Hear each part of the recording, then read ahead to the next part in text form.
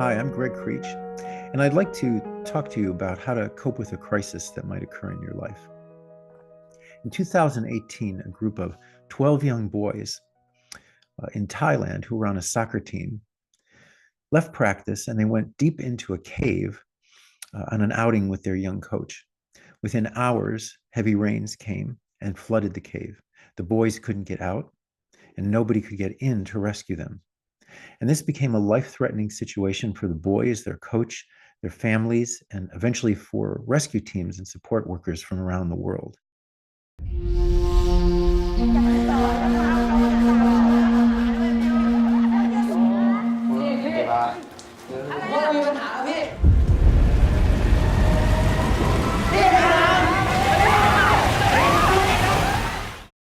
The film clip that you're watching is from a movie called Thai Cave Rescue. It's one of several movies that were made about the 17-day ordeal, which eventually led to the rescue of these children.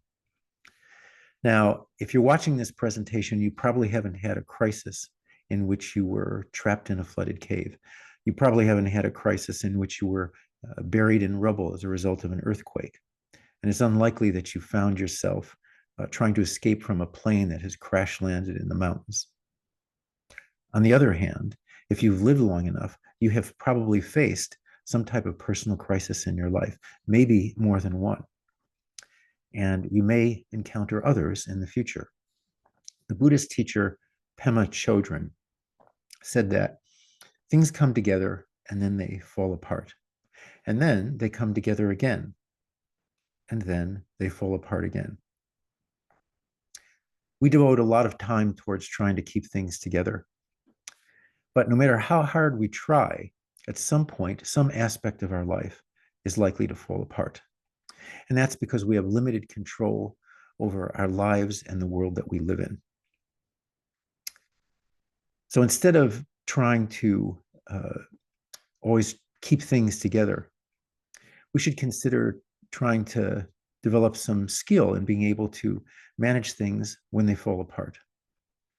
And sometimes when they fall apart, we call that a crisis. So what exactly is a crisis? If we read the news, we consistently see events around the world that are prompting crises. The war in Ukraine, for example, has created a crisis for millions of families. Earthquakes in Turkey and Syria have created a crisis for people whose lives were instantly turned upside down. Yet when we experience a crisis, it's often personal: a divorce, a job layoff, a serious illness, a fire, a death of a loved one. I think a good operational definition of a crisis is this: a situation in which you experience the demands of the situation as pushing you beyond your ability to cope, and one in which you believe that you do not have the resources to resolve the situation. So I want to talk to you today about some ideas that might help you or someone you care about navigate through a crisis. And I want to draw on some of the principles of Japanese psychology and Buddhism, which tend to be somewhat different than traditional Western psychology.